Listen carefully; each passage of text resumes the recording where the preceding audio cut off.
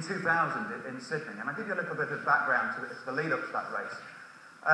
Beforehand, we had lots of conversations with the athletes, trying to get the best out of each other. We had one athlete who used to get very distracted by what was going on about him.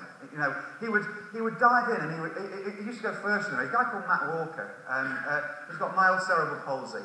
What it means for him on a day-to-day basis is he tremors all the time, and it makes him a category 7 swimmer. And in this relay we had for Sydney, we had 2 10s, 2 7s, and he would get very distracted by the people that were swimming next to him. And I'd say, look, why are you looking at these people? These guys are going to swim just as quick, regardless of whether you're watching them or not.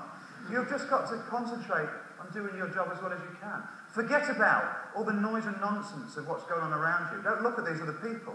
You know, I imagine you've said to your people, you know, where you come from sometimes, or to yourself, I've just got to get my head down sometimes. I've got to ignore all the noise and nonsense I can't control. You know what it's like, especially at the moment. Sometimes you've just got to deliver. And I was having this conversation with him, and he was really struggling with it. And I said, look, Matt, why don't you even imagine there are black curtains either side of your lane, so when you breathe, that's all you can see. And we had lots of conversations about this, about how to get the best out of each other, how to block out the things that distracted us, and how to really tap into our talents. And we were moving closer and closer to Sydney. We were all in great shape. And then 2 days before we were due to go, my father, who was my coach when I went to my first games, and then when I moved away from home, he became my #1 fan. Thought it was amazing what I did. And he went to Barcelona, saw me race there, and he went to Atlanta and he saw me race there. And then 2 days before I was due to go, he had a massive stroke, massive brain hemorrhage, and died out of the blue. He was 57 years old. And it absolutely shook me to my core. And I cancelled my flight, and the rest of the team went to Sydney without me. And I didn't want to go at all. But after spending time at home, talking with my mum, we thought, you know what, I had to go. Couldn't not go. My dad would have been so disappointed if he was the reason why I didn't go. He loved what I did. And so I rebooked my flight and flew out to Sydney the day after my dad's funeral. You know, long flight at the best of time. And I got there, and the other guys in the team were fantastic. You know, they really supported me. You know, they looked after me. In the past, we had a team which didn't always compete that well. And one of the main reasons was we couldn't look after each other. When things went wrong for one person, they went wrong for everybody. You know, people started protecting themselves rather than looking after each other. And we'd got to this point with this team, because we'd spent time getting to know each other and working out what did scare us and what we did have to work on. They were able to suddenly support me because they knew me well enough to console me. So they were a great bunch of guys. But of course, when you go to a game, nobody ever says, "Oh, did you hear about Marc Woods? Should we let Great Britain win?" Of course they don't. If anything, they say, "Did you hear about Marc Woods? We don't need to worry about Great Britain. Competition is brutal." That's why everybody wants to win. That's why it feels so good when you do win. So we knew it was going to be tough, especially as bearing in mind we're in Australia, we're at Sydney. There's going to be 15,000 people at the Aquatic Centre in Sydney cheering for the Australian team. Is anybody here from Australia?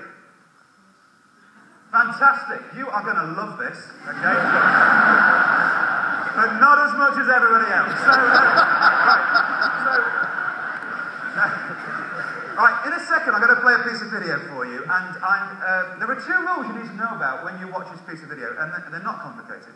The first rule is you need to pick a team to cheer for. Now, I stood for Great Britain, but don't let that sway you in any way. It's totally up to you.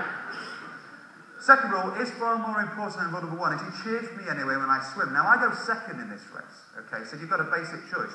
You either warm your voice up while Matt's swimming at the beginning, or you save your voice up while Matt's swimming and then cheer for me. Either way, you've got to cheer for me when I dive in, and I will point it out, okay? I can see you all looking at me thinking, I'm not sure about this, but we'll give it a go. So if you play the clip, please, guys, that would be great.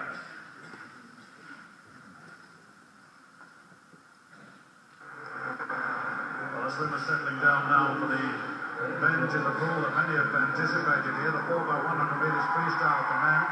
And there's the lineup for you. Brazil drawn in 1. Okay, there are your choices. Canada in 3. Great Britain Australia 6. We're in lane 4, that means we're the fastest qualifiers. It'll be interesting to see how the There's Matt, he's just climbing onto the block, holding on to his arm, trying to control his tremor. Of the event. 4 times 2 lengths of the pool. The guy in the water there, he's got a more severe disability than me. The captain is 6 swimmers, so his team will have some stronger swimmers coming through later on as they make up those 34 points I talked about. So Matt from Great Britain, in lane 4, 4 from the top. Matt's got the white hat and the blue suit. Now what happens when you qualify for a race like this in the morning, you have to declare the team you're going to swim that night. So we can see the game plan for all the other countries. We can see that Canada are going to put their fastest guy first, second fastest second, third fastest third, slowest guy last. That's their plan. Australia, they're going to swim their team in a more traditional way with their fastest guy going last. We had this really weird game plan. We had Matt, who was our slowest guy, going first. I was going second, who was the fastest one. But it was I'm sure the rest of the world was thinking, what? If that was for me, it's a bit premature, but that's fine. So at the moment, that's me getting ready. Now the rest of you can get ready. So, 1, 2, 3, 4, 5. Okay, I'm in 6th place. There's Matt, he's in 6th place. Okay, get ready. I dive in now. Excellent. So the first thing that I do when I dive in is I do a couple of technical checks on my stroke. Don't really need to do it, it's just good form to do. And then I'm not thinking about anything else. I'm not thinking about the 15,000 people cheering for Australia at the Aquatic Centre in Sydney. I'm not thinking about the millions of people at home watching on TV, because we've got a lot of TV coverage this night. I'm just trying to do my job as well as I possibly can. They call it being in the zone. Have you heard that when athletes get interviewed? They say, oh yeah man, I was in the zone. Well, I was in the zone this day. It's a little bit like a out-of-body experience. I'm not really aware of anything other than doing my job as well as I possibly can. I went from 6th to 4th of the turn. I know I'm not going to catch up with Canada, but I need to get us back into contention with Australia. So when I get to the wall, I've gone from 6th place to equal 2nd.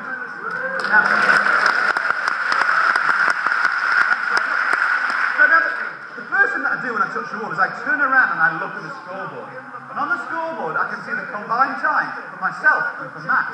And from that time, I can tell that either we'd both done really well, or one of us was exceptional. No, we both done really well.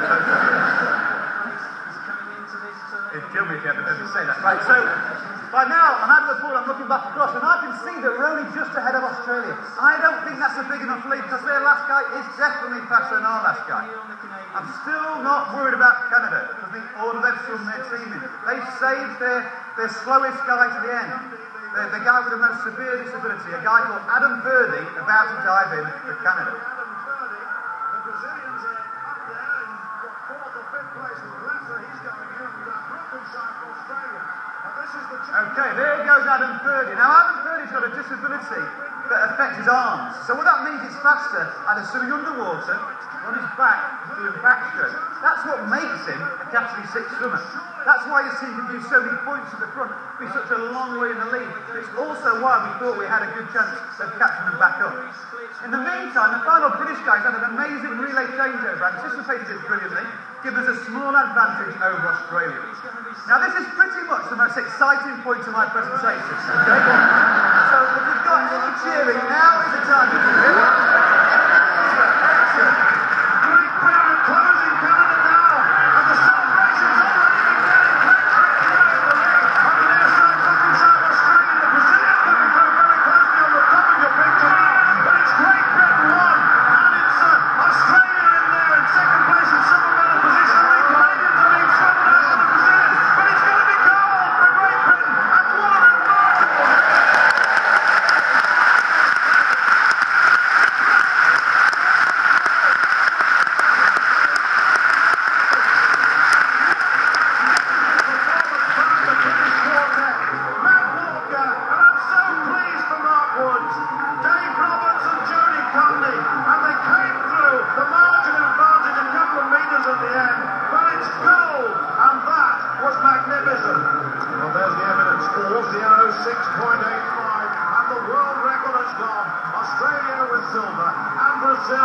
with bronze. Oh, man.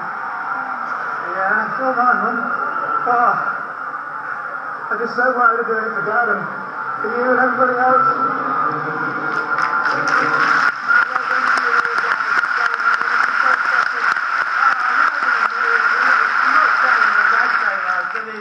I've got one of the hardest jobs swimming against two S10s, but I just said, think of the black curtains, and it worked out fine, and I passed over to this guy, and he did the business.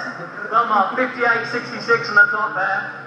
That's brilliant. I mean, I'm so proud to be part of the British team, part of this team, the swimming team, and most of all, my dad died the week that I was meant to come out here, and I'm proud to have been his son, and I'm done it for him. He had a good seat tonight, I think. Absolutely. And David, another gold medal. Awesome. What a team. I mean, we did it. We said we were going to do it, and everything came through on the night. It's a big swim by the last man. Everyone was just awesome team. It was a big swim, Jody, and the crowd were just magnificent. And especially because we beat the Aussies, it's just the best bet on the home tour to take the relay from in a world record by 4 seconds. Unbelievable.